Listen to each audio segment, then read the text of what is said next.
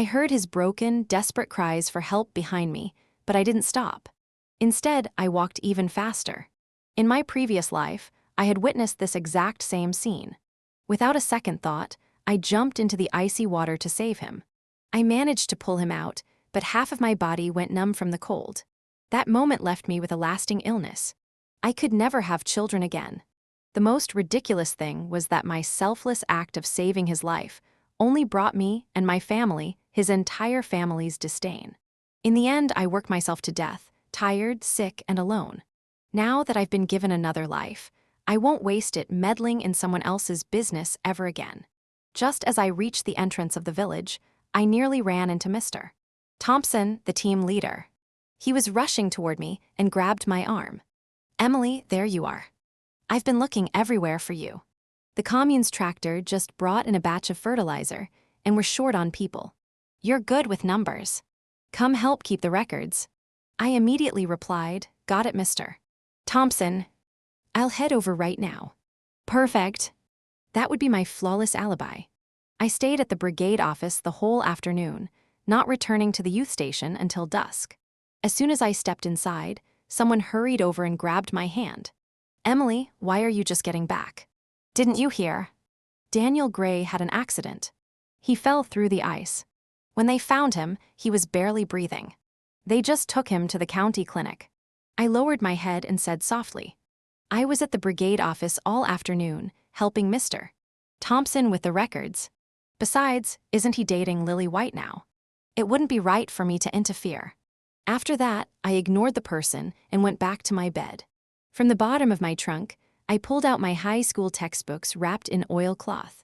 Under the dim glow of the kerosene lamp, I opened the first page. The next day, word spread again. Daniel hadn't died, but he had suffered badly. His fever was burning high, and he was talking nonsense. Everyone at the youth station decided to visit him together. To avoid seeming indifferent, I went along with him. When we arrived at the clinic, Daniel was lying on the bed under two thick quilts, yet he was still shivering violently. His face and lips were bluish-purple, but his cheeks were flushed bright red from the fever. His mouth moved constantly, muttering incoherently. Seeing him like that, everyone couldn't help sighing. "God, what kind of pain must he be in?" Someone murmured. "Doctor, will this leave him with any lasting problems?" Another asked. The doctor shook his head with a sigh. "He's regained consciousness, but he was exposed too long. His organs have taken some damage. It's hard to say what will happen next." Everyone stood around the bed, sighing and whispering. I stayed in the back, watching coldly. There wasn't a hint of pity in me. Instead, I remembered the way Daniel Gray had looked at me in my previous life. His eyes filled with naked disgust. Later, when I could no longer do heavy labor and was assigned to feed the pigs, he had shouted at me in front of everyone in the team yard. "Stay away from me. You stink," as if he'd forgotten that I ended up that way because I'd saved his life. Looking at his face, twisted in pain on the hospital bed, a cold wave of satisfaction rose in my chest. He'd stayed in that icy water longer than I had. His outcome would be far worse. Daniel Gray, this is only the beginning. The pain I endured in my last life, this time you'll pay it back with interest. Everyone at the youth station were worried expressions. Daniel had always been good at pretending to be kind, and they all genuinely felt sorry for him. "What are we going to do now?" Someone sighed. Daniel's always been so proud of his hands. He kept saying that once he got back to the city, he'd rely on his craftsmanship to become a senior worker. I heard it was Lily White who asked him out that day. Another said, "But after all this, she's only come by once, stayed less than 10 minutes before leaving." I stood silently in the corner, listening without saying a word. Then the doctor treating Daniel walked in. "It's time to change his dressing," he said. "Who can give me a hand?" He's still very agitated. Two male volunteers immediately stepped forward. When the doctor lifted the bandages from Daniel's hands, both of them gasped sharply. His fingers and legs were swollen, dark purple, like rotten radishes. His skin at his knuckles had split open, exposing the pale, necrotic flesh beneath. Just looking at it made my scalp prickle. When Daniel Gray saw the state of his own hands and feet, he let out a broken, guttural howl. He thrashed on the bed like a madman, hammering his elbows against the bed frame. How could this happen? My hands. My hands are ruined. How am I supposed to get into the factory now? My life is over. The two male volunteers couldn't hold him down at all. The ointment jar was knocked to the floor. I frowned and stepped forward. "I'll do it," I said flatly. I reached out and gripped his wrist, my fingers pressing precisely into the inner ring of frostbitten skin, where red and white mingled. That was where the nerves were most sensitive. A slight amount of pressure felt like a needle stabbing into bone. The sudden pain choked off Daniel's cry as mid-throat. His whole body went rigid with shock, cold sweat rolling down his forehead. He stared at me in disbelief. "You're messing with it. My hands and feet will be ruined for real." Expressionless, I looked him straight in the eye. "Doctor, go ahead with the medicine. I'll hold him." To everyone else, it looked like I'd simply stepped in to help at a critical moment. Only I knew how much pain that gentle hold actually caused. Daniel didn't dare move again as he watched the doctor smear the black ointment over his frostbitten flesh. The light in his eyes quickly dimmed, and he looked at me with something close to a pleading gaze. "Emily," he whispered, "will my hands ever get better?" I remembered all the ridicule and contempt I had suffered in my past life. In the calmest voice I could muster, I said, "The tissue is dead, so are the nerves. Even if they heal, they'll never be like normal again. Forget running machinery. You might not even be able to hold a pair of chopsticks steady. And if an infection sets in, they may have to amputate." The color drained from Daniel's face all at once. I released his wrist without the slightest hint of guilt. A female volunteer tugged at my arm, whispering, "Emily, that was too harsh." How is he supposed to handle hearing that? I masked the coldness in my eyes and let a trace of reluctance enter my tone. Better a short pain than a long one. He has to face reality sooner or later. It's for his own good. Prior to him calling me a useless, disgusting burden in front of the entire team, what was this? In my last life, hadn't he always regretted that I'd saved him? Well, now he'd finally gotten his wish. Daniel remained in the county clinic. Everyone at the youth station arranged to take turns caring for him. A few days later, it was my turn. When I walked in carrying a basket of cornbread rolls, Daniel was lying on the bed, sighing. The two male volunteers had left early to help the villagers with farm work. When he saw that it was me who'd come, a flicker of disappointment crossed his face. He stayed silent for a while, but eventually hunger got the better of him. He straightened up the now cold cornbread roll with difficulty and spoke in a hoarse voice. "My hands don't work. Break it up and feed me a few bites." His tone carried an air of command, as if it were only natural. I stared at him, unmoving. In my previous life, I'd been burning with fever, my whole body too weak to move. Lying in bed, I'd asked him to bring me a cup of water and feed me. He had looked at me with pure impatience, slamming the enamel mug onto my bedside table. "You've still got hands, don't you? Who are you trying to act delicate for?" Because of that one sentence, I had forced myself out of bed and ended up collapsing on the floor, splitting my forehead open. I had had poured down my face. Now, looking at him in this state, I suddenly found it almost funny. I picked up the cornbread roll. In his expectant gaze, I returned his old words to him word for word. "You've still got hands, don't you? Or you trying to act delicate for?" Daniel froze, clearly not expecting me to say that. His pale face flushed bright red, and he quickly turned his head away, refusing to look at me. But a moment the room fell completely silent, except for his heavy breathing. After a while, he turned his head, his tone softening, a trace of pleading in his voice. "Emily, my hands really don't work. Can you help me, please?" When I stayed silent, he went on. "Could you ask Lily if she can come see me today? Tell her I really miss her." I nodded, agreeing, because I really did want to know what kind of person this Lily White, whom he had longed for through 2 lifetimes, truly was. When I returned to the youth station, I went straight to Lily White's room. Before I even stepped inside, I heard her laughing and chatting with another female volunteer. I entered and saw her leaning toward a small mirror, carefully rubbing cold cream onto her face. She was wearing a clean shirt, clearly preparing to go out. I relayed Daniel Gray's words to her. Lily didn't even turn her head. Yes, I know. I'm busy, okay," she said impatiently. The girl next to her giggled. "Lily, where are you off to?"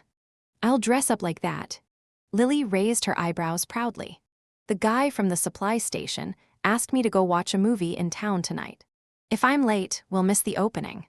Then, as if only just remembering Daniel, she turned back to me and said carelessly, "Tell him I'll come see him when I get a chance." When I returned to the county clinic, Daniel immediately struggled up from the bed, asking eagerly, "What did Lily say? Is she coming right away?" I repeated Lily's exact words without changing a thing. Daniel froze for a long moment, muttering as if trying to convince himself. She must be trying to get me some supplements. I curled my lips slightly and said almost pointedly, "Not really. She's dressed up beautifully. She's going to a movie tonight."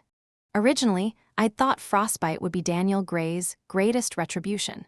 But now it seemed Lily White herself was his biggest blow. I watched the light in Daniel's eyes go out completely. He stared blankly at the ceiling, sinking into a dead silence. I couldn't be bothered to look at his half-dead expression any longer. I slammed the enamel bowl onto the table and turned to leave. As I did, I heard a muffled sob behind me. Whatever happened in his life now had nothing to do with me. At the same time, I received a package from my parents in the city, sent to me through many hands. When I tore open the thick oilcloth, inside were several brand new math and science review books and a letter. In it, my parents told me they'd heard that the college entrance exams might soon be reinstated. They urged me, whether the news was true or not, to seize this chance to test back into the city and rebuild my life. I had already known the news was true, but seeing it confirmed in my parents' own handwriting still brought hot tears to my eyes. This was the opportunity I had been waiting for through 2 lifetimes. From that day on, I studied even harder. During the day, while working in the fields, I wrote formulas on my palms and memorized them during breaks. At night, when everyone at the youth station had gone to sleep, I worked through problems by moonlight.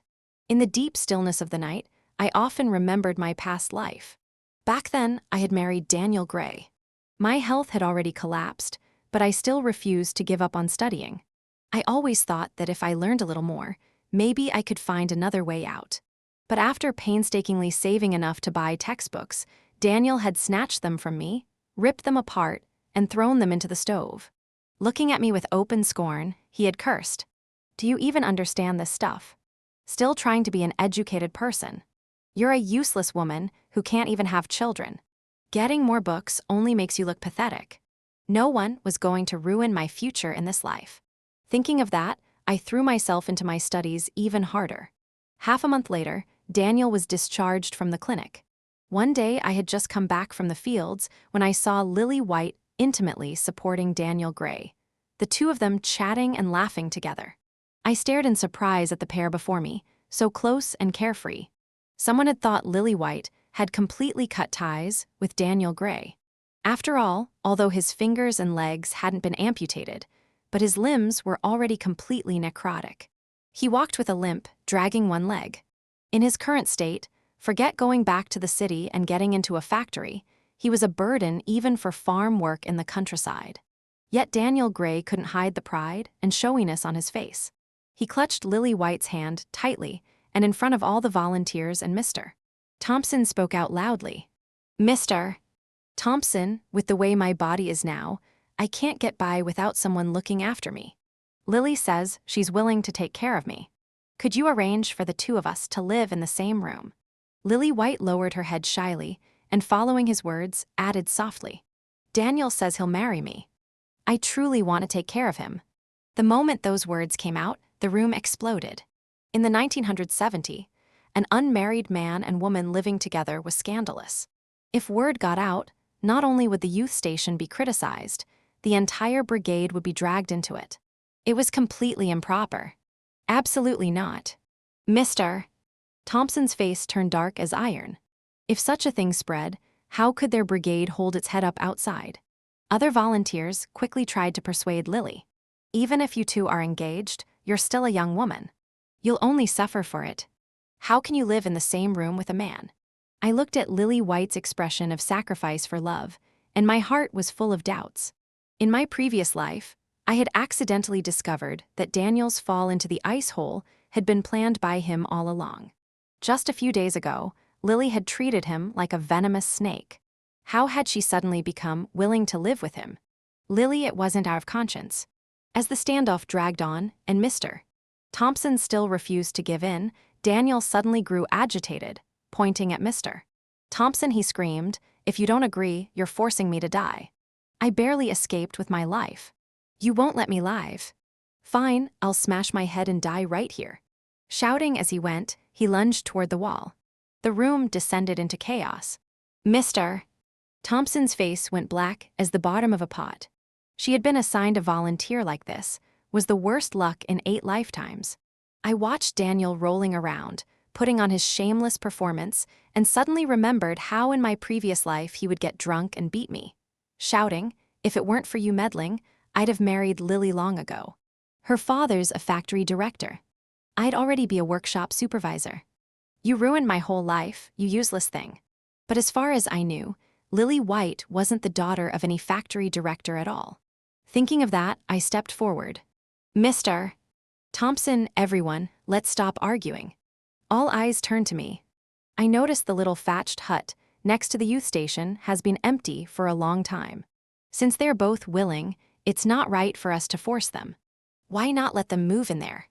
That way, they'll stop making a scene every day and disrupting our rest and work. My suggestion brought instant silence to the room. Mr. Thompson frowned, thinking it over. Clearly, he also wanted to get rid of these 2 hot potatoes, and my proposal suited him perfectly. It was exactly what Daniel and Lily wanted. Daniel immediately stopped his act, and Lily couldn't hide the proud smile on her face. That afternoon, under everyone's contemptuous stares, they moved into the drafty little thatched hut. In my previous life, Daniel had always blamed his failures on not marrying Lily White, the supposed factory director's daughter. This time, I would grant his wish, personally pairing them up. I wanted to see just how high he could fly without me dragging him down. After Daniel and Lily moved out, life at the youth station grew much quieter. I poured all the time I saved into studying. For me, the college entrance exam was the only chance to change my fate. I couldn't afford to fail. But Daniel and Lily's life was clearly not going well. The thatched hut leaked wind from all 4 sides and was basically unlivable. Daniel's hands and feet were useless. Out of pity, the team gave him only half a work point allowance. At first, Lily made a show of taking care of him, but soon she stopped coming around regularly at all. Their food rations ran out quickly. One night, as I got up and passed by the thatched hut, I happened to hear Lily White's tearful voice inside. "Daniel, it's all my fault.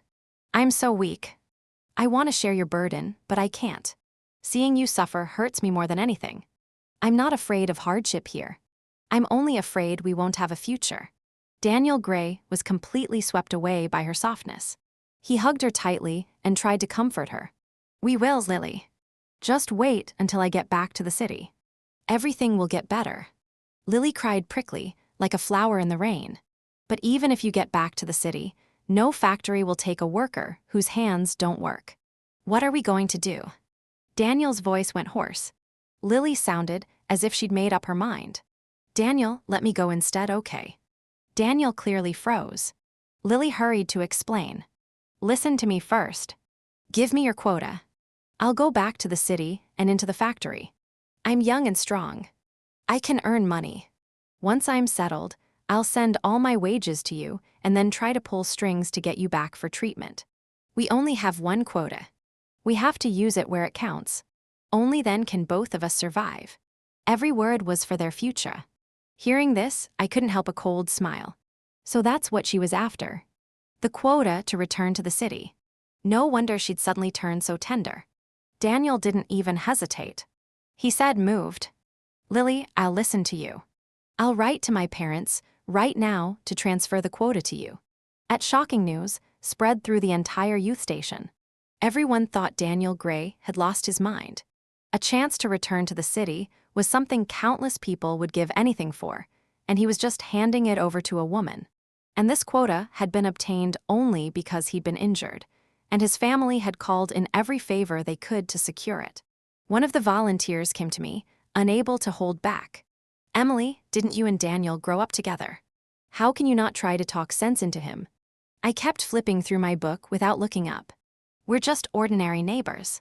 He chose his own path. Everyone has to be responsible for their choices. The person left, frustrated at hitting a wall. Daniel himself, faced with everyone's comments, only looked proud. When someone cautiously asked Daniel, "Did you really give the quota to Lily White?" He lifted his chin, his expression defiant. "Yeah, so what? You think I'm as short-sighted as you? This is our way out. You don't understand. This is called love." I stood not far away, watching his blissful face coldly. There wasn't the slightest ripple in my heart. Around us, people looked at him, opened their mouths as if to speak, then just shook their heads and walked away, probably thinking his illness had gotten into his brain. I put all my energy into studying. Every day after work, I went to the abandoned granary to read. It was quiet there, and no one disturbed me. That day, I was bent over my formulas when Daniel limped in. He instinctively tried to stand up straight to hide his limp, a flash of discomfort crossing his face before pride replaced it. Ever since giving up his quota, he'd rarely gone into the fields. He spent his days cooped up in the hut with Lily, living off the small ration the youth station allotted them. He thought I hid there because I was heartbroken over him and Lily. "Emily, I've been looking for you everywhere," he said. I didn't look up, still focusing on the formulas, not wanting to waste a bit of daylight. My indifference annoyed him, but soon he lifted his chin again, a smile on his face.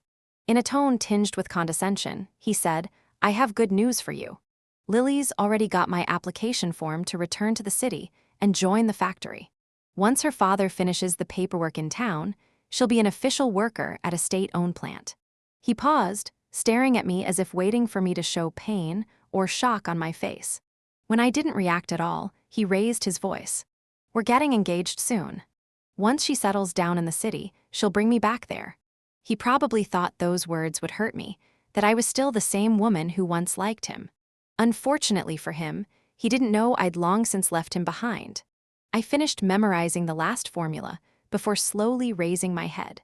Looking at his smug, self-satisfied face, I couldn't help but find it ridiculous. He kept talking, his tone strangely confident. "I know you've always wanted to marry me, but love can't be forced. The only one I love is Lily." Hearing his words, my mind filled with question marks. I couldn't even be bothered to correct his absurd statement. Only felt that it was beyond words. Watching him get lost in his own self-made drama, I said calmly, "You're overthinking it." Daniel let out a short, derisive laugh, clearly not believing me. "Don't act tough, I know you're upset. You used to follow me everywhere. Everyone could see how you felt." Straightening his back, he added proudly, "Lily and I are going to be together for life. There's no chance between us anymore." I lifted an eyebrow and said evenly, "Congratulations, I wish you both happiness and a quick firstborn." The smile froze on Daniel's face. Clearly, he hadn't expected that kind of reaction. I didn't give him the chance to keep talking. I pointed toward the shadow he was casting across my book. "Mind stepping aside, you're blocking my light." Daniel's smudness didn't last long. After Lily received the paperwork for his city transfer, she completely stopped going to the fields. That cut off their last source of work points. Without them, their food rations ran out quickly. Daniel, dragging his crippled leg, had to limp to the canteen again and again to beg for food. At first, some people still helped him out of old sympathy, but after too many times, no one could keep doing it. Everyone's own rations were tight. No one wanted to feed him endlessly. The tension finally exploded at the autumn harvest labor discipline meeting. "Mr. Thompson called out those who weren't working hard and pointedly mentioned Lily White. Some people refused to work in the fields and only think about sneaky ways to get back to the city. That kind of thinking has no place here." Before his words even finished, Daniel jumped up, his face red with fury. Pointing at Mr. Thompson, he shouted, "Who are you calling sneaky? Lily's doing this for our future. She went back to the city to work so I'd have hope again. You people don't understand." A male volunteer couldn't hold back anymore. He stood up and shot back. "Are you crazy? You gave her your quota. Once she's back in the city, you think she'll care about you. If she really cared, she wouldn't just sit by while you beg for food every day." Daniel completely lost control. "You're just jealous. Jealous that someone loves me. Jealous that we'll have a better life." He grew more and more agitated, and despite his injured leg, he lurched forward to attack the other man. The room instantly broke into chaos. "Enough. Mr." Thompson slammed his hand on the table, his face dark. Looking at Daniel, who was beyond reason, he lost the last trace of sympathy. In front of everyone, he announced, "Daniel Gray, you refuse to repent and have insulted your comrades. Starting today, your work points, subsidies, and rations are revoked. We'll be reporting your conduct to the commune." The room fell completely silent. Everyone knew what that meant. Daniel would no longer receive a single grain of food here.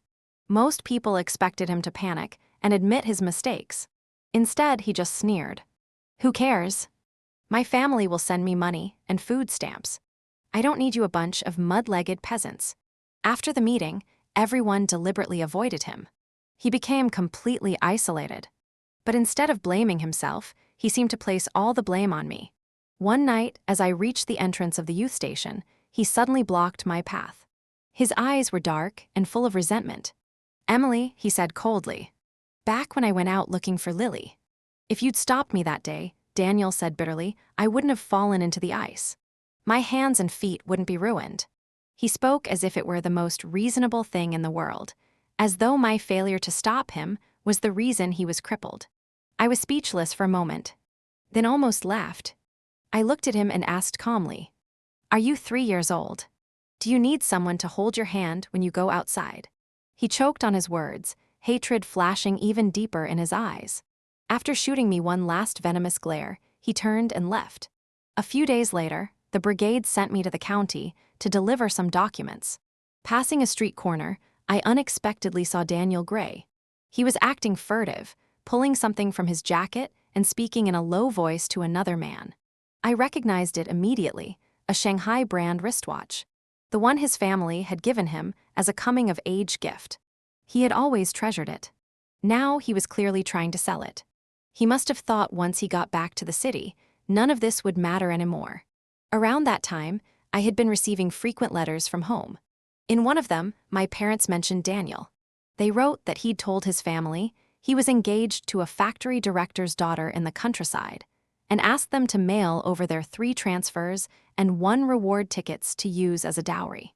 Daniel's parents, apparently thrilled, were now boasting to the neighbors about how successful their son was, how he'd found a match from a Cotter family and had a bright future ahead. They even took the chance to look down on my family, saying how lucky they were that their son hadn't ended up engaged to a mere worker's daughter like me. The letter said my parents were furious. They cursed the Grays for spending everything they had on a girl they'd never even met. What's there to be proud of? They wrote. Still, they also sounded uneasy, asking gently whether I still liked Daniel. Between the lines, they were warning me that the Gray family wasn't trustworthy, snobbish, selfish, and unkind. When I finished reading, my eyes filled with tears. Their blunt, angry words still carried so much concern. In my past life, when I was trapped in a violent marriage, my parents had done everything to help me divorce him, only to be condemned by everyone. In the end, they buried me with their own hands. Now all I wanted was to go home and repay them while I still could. A few days later, a piece of news exploded through the youth station. The college entrance exam was officially being reinstated. When the formal notice arrived from the county, everyone went crazy. People rummaged through boxes for old textbooks, their faces a mix of excitement, confusion, and panic, asking around for every bit of information about the exam. I was just as thrilled and anxious. I had already reviewed every textbook I could find, yet I still worried I wasn't prepared enough. Every volunteer started studying late into the night under oil lamps, cramming for the exam. Everyone except Lily White. She didn't look for books or ask about the test, as if the news had nothing to do with her. One night, while fetching water near the brigade warehouse, I happened to see 2 people meeting secretly. I stopped, and in the dim light recognized Lily White and the man from the commune who oversaw the youth volunteers, Mr. Wang. I couldn't help but smile. The Gray family had drained their savings for Daniel's engagement, and in the end, he wasn't even her backup plan. I heard Lily's voice sweet and smug. "I already got the city return quota. Once I'm back, you'd better marry me." "Mr. Wang," chuckled, his tone lazy. "You live with Daniel every day. There's nothing between you two, right? Lily pouted. What are you afraid of? He sleeps like a dead pig. Don't I sneak out just to see you? You haven't seen how disgusting his wounds are. They make me lose my appetite. I'm only staying for you. Once I squeeze every cent I can from his family, we'll go back to the city and buy ourselves a big house. Then came the sound of their eager, lingering kisses. I waited until they were gone before quietly carrying my bucket back to the dormitory, as if nothing had happened. Daniel Gray was being played for a fool, and I couldn't help but feel a dark satisfaction. I could almost applaud. In this life, I wanted nothing to do with their mess. The other volunteers soon began noticing that Lily White was dressing up more and more every day. Bright clothes, painted lips, and coming back later and later, sometimes not even returning at night.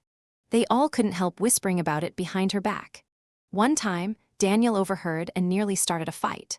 In his eyes, everything Lily did was for his sake. He handed over all the money and food stamps his family sent him, and she spent them in no time.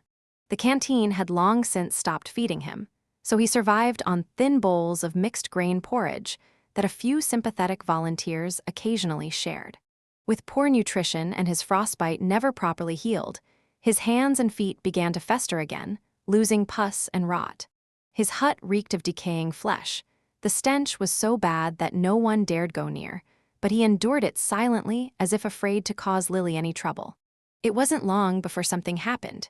A male volunteer who lived next door said the smell was so strong he couldn't sleep. When he finally pushed open Daniel's door, he found him lying motionless on the bed. At first, he thought Daniel was dead. Gathering his courage, he touched Daniel's forehead, only to find it burning hot. Daniel was unconscious, fevered to the point of delirium. Everyone panicked, lifting him onto a flatbed cart and rushing him to the commune clinic. And at that moment, Lily White was nowhere to be found. This time, Daniel's condition was far worse than before.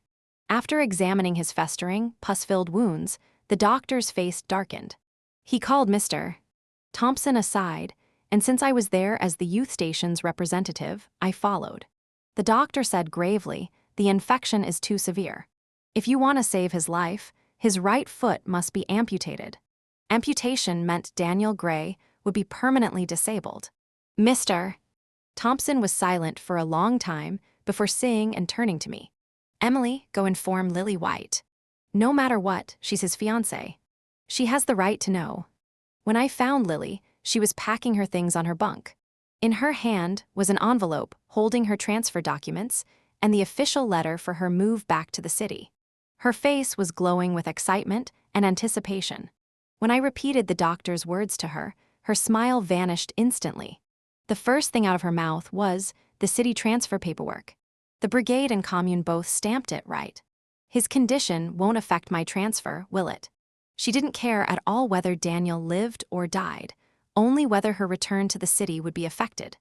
I looked at her and said calmly, "It won't. All your papers are in order." She visibly relaxed, and, under the disapproving stares of the other volunteers, reluctantly followed me to the clinic. Daniel lay on the hospital bed, unconscious, his face flushed red from fever. Lily only took one glance from the doorway before impatiently turning to leave. Mr. Thompson told me to stay and watch over him and to ask for his family's contact information once he woke up. Around midnight, Daniel stirred. When he saw me sitting beside the bed, 2 tears slipped down from the corners of his cracked eyes. "Emily," he whispered hoarsely, "am I going to lose my leg? Am I going to be useless?" I said lightly, "Don't worry. Lily White will take care of you." He blinked dazed, as if trying to convince himself. "Yeah," Lily said, "she'll take care of me. She'll make me happy." I knew that for the sake of marrying Lily, he'd already emptied his family's savings. He couldn't accept the truth that Lily never loved him. But the night before Lily was supposed to leave, Daniel somehow found out. He snuck out of the clinic, dragging his infected leg, and caught me at the entrance of the youth station. "Emily," he cried incoherently. "That woman Lily, she lied to me." He clutched my arm, his eyes bloodshot, his voice trembling. "Someone told me Lily's been with Mr. Wang from the commune for a long time. Everyone's seen them together. She never planned to take me back to the city. She's been lying to me this whole time." I watched his face crumble, but said nothing. People had warned him before.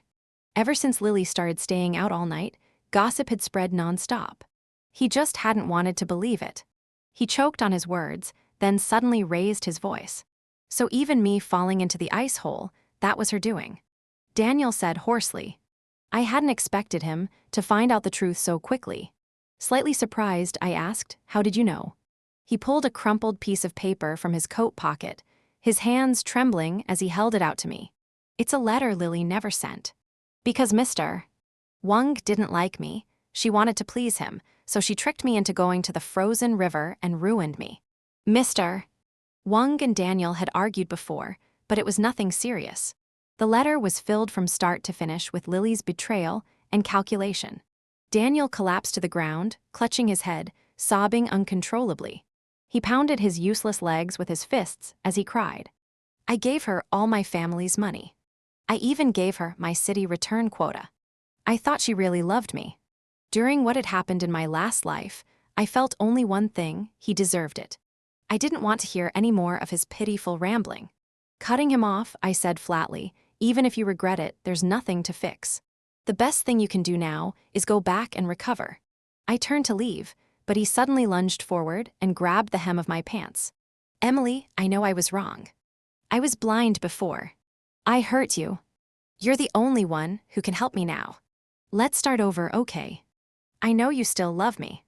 I'll treat you right this time. I swear. The nearby volunteers froze, stunned that he could even say something like that. I bent down, forcing back my disgust, and pried his hand off my clothes. Mimicking the same tone of contempt he'd once used on me in my past life, I said each word slowly and clearly, you can't even walk straight. A cripple like you isn't worthy of me. Daniel's crying stopped abruptly. His eyes were filled with disbelief. I didn't look at him again. I turned and walked away. I'm not a garbage collector. Why would I go digging through trash for man? The next morning I was jolted awake by a scream. Rushing out of the dormitory, I saw a crowd gathered near the tractor that was about to head for the county. I squeezed through the people and saw Lily White, a canvas bag slung over her shoulder, just about to climb onto the truck. Daniel stood in front of it, blocking her way. He leaned on a wooden crutch, gripping a hatchet tightly in his other hand. His face was twisted and feral. When Lily saw him, all the color drained from her face. She shook like a leaf. Daniel, please let me explain. I swear I was coming back for you. I'm going to find a doctor for you. Daniel didn't listen. He raised the hatchet and swung it down hard. Everyone froze in terror. No one daring to move. Lily didn't even have time to dodge. She struck her several times before she collapsed to the ground. After killing her, Daniel burst out laughing, a crazed hollow sound. The village militia arrived, moments later tackled him to the ground and tied him up. There was no escaping prison for him now. People whispered in shock. What a sin! How could someone fall so far? But the story faded quickly. The college entrance exams were about to begin. I went to the county to take the test, and a month later I received my admission letter from Capital University. The red seal stamped on the white paper bore my name and clear, bold letters. I couldn't stop the tears from falling. On the day I left, Mr. Thompson came specially to see me off.